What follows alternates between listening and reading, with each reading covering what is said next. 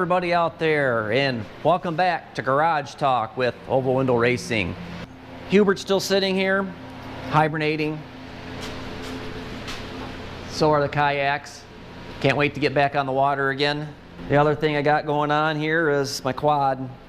We had a big snowfall the other night, and wouldn't you know it, at the time of need, the old quad decides not to run. So that's what I'm going to be doing today. I'm going to try to figure out why it's not running.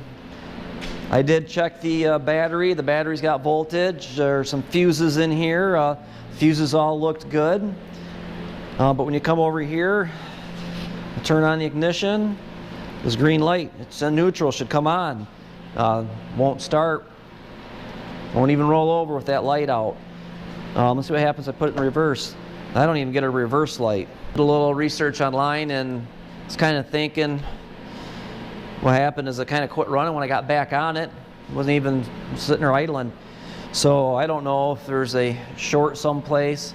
I did a little research and it was kind of shifting gears funny, and there is a neutral safety switch and a reverse switch in here, and well, thanks to some gentleman on YouTube, I kind of know where those are at, and they kind of showed how to diagnose it and see if those are faulty. So let's see what we can find. All right, did a little diagnosing, at least I think I did. One video said to test this blue wire here, and if you get a ground signal, then that should be good. And then this seemed to work out. And what I was just using was the good old test light. I was able to hook it up to the battery and then poke the wire, and the light bulb lit up. So I'm thinking that that's probably good, but I still have nothing here. But what I did notice, we'll come down here. As you see that hourglass there? Actually, there is a little bit of oil in it. As that's supposed to be, I usually have it about half full of oil, and I don't really see any in there. And the other thing I notice is, you can see there's a little oil spot on the ground, you know, kind of like a Volkswagen. They always leave their mark. Well, this boy lately has been leaving a really big mark, and I usually park it with a drain catch, a drain pan underneath it to catch the oil.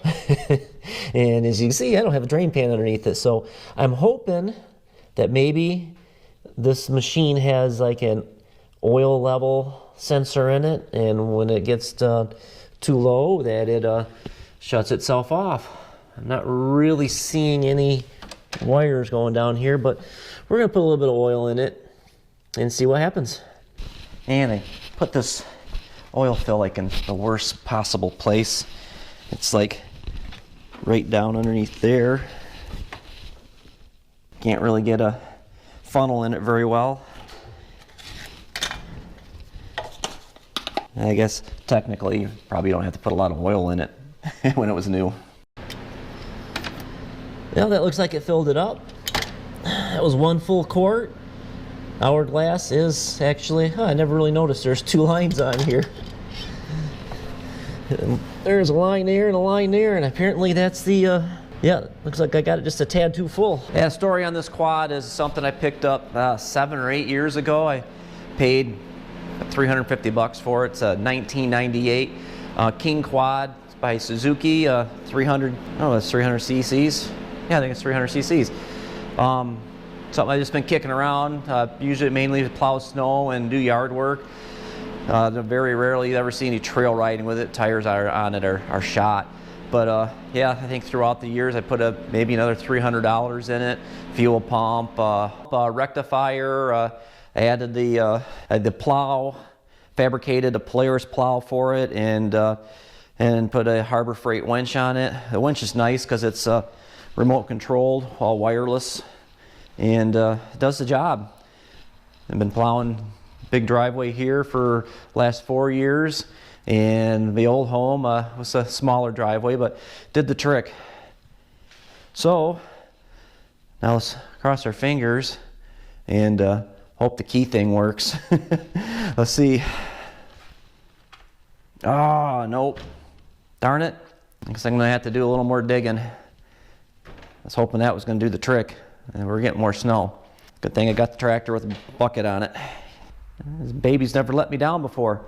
I I do see that they have like a CDI ignition system for it. It's possible that's fried.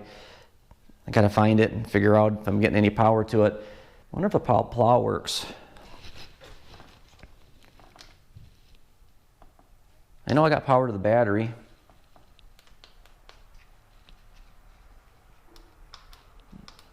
No, that's not working either. Oh well, we'll see what happens. Stick with me. All right, guys, Saturday morning. I know the hair's beautiful. A little excited today. I dug into the quad a little bit more and kind of show you what I found here. Had nothing to do with all that stuff over there, so I got to figure out how to put that air box in, or maybe try to figure out how to maybe rig a different air cleaner on it. Get rid of that breather system or silencer system or whatever. I think that's all that. I think that's all this tube is. Looks like it just goes up underneath here, and I think all that is just a silencer or something. Or well, you know, I think that's the air intake. So I think that could come out of there or just bypass it.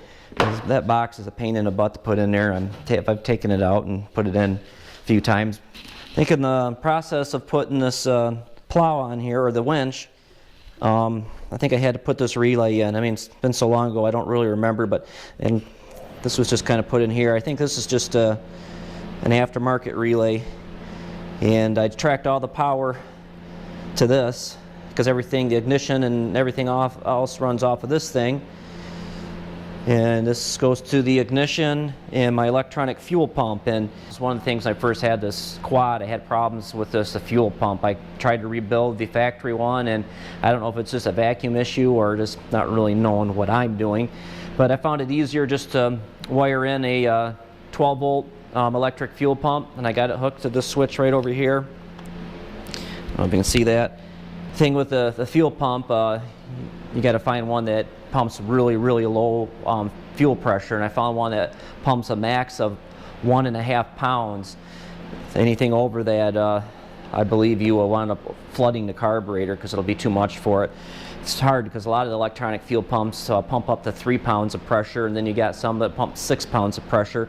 Then you got like what I run in Simon over there, that'll pump 60 pounds of pressure, I believe. But what we got here is this relay, and this is my ignition / fuel pump wire. And if I just take it off of here, because I found that there was no power coming out. I got power going into it, I got a good ground to it, but no power coming out of it. Now I can show you a little test. What this actually does is actually hot wiring basically just hot wiring the car, because the ignition comes out of the key box here and comes into this wire, splits. Then goes to a switch to the fuel pump, and then down to this, which I thought was a relay, but just took a picture of it, and it says it might be some type of a coil. But listen, you can hear the fuel pump come on. Grab it here, and you see the green light on the dash come on. And then if I hit the starter button, the vehicle will roll over. If I can hit the starter button.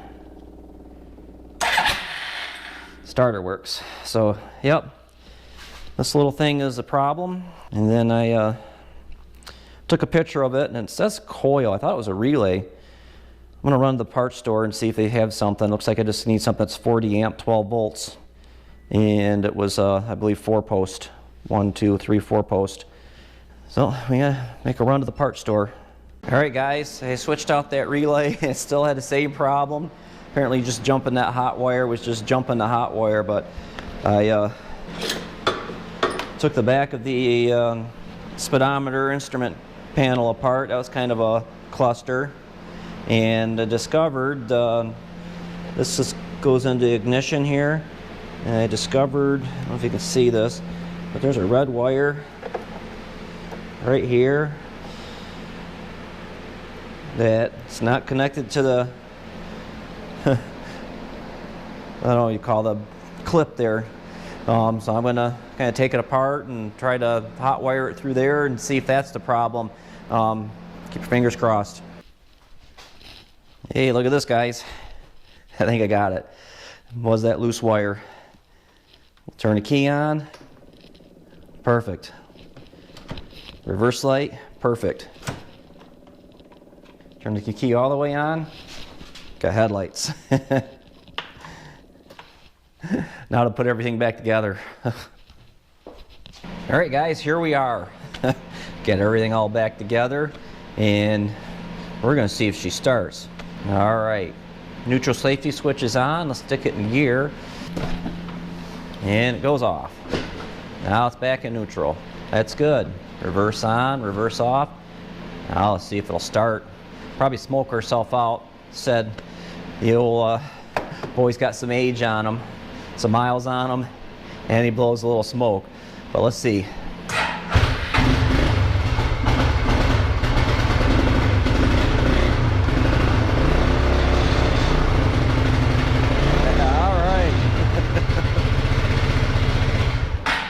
Let's turn them off before we smoke ourselves out. I'm happy. I was kind of grown attached to the old boy here. Call him Albert, King Quad Albert, and yeah, I've had him, like I said earlier, several years, and I keep him running. You know, he keeps me happy. You know, he never really leaves the yard. I pretty much plow snow with it and haul leaves around with it. If I gotta take salt downstairs, I'll throw bags of salt on here and drive around the house, and yeah, it's my little workhorse. But yeah, can't complain. He's been good to me. I tried to be good to him, and really wasn't looking forward to getting rid of him. So looks like he'll be with me for a little while longer. I may even attempt, I don't know, we'll leave some things down in the comments if you'd like to see me rebuild this thing. I've never done a motorcycle or a quad or nothing. It would definitely be a learning experience, and you know, something maybe I'll have to tackle here. You know, like I said, he leaks a lot of oil, and it keeps leaking more and more oil, and got to figure out what's going on there. But yeah, anyways, probably should have let you guys go. So yeah, as always, keep shifting those gears. We'll see you later.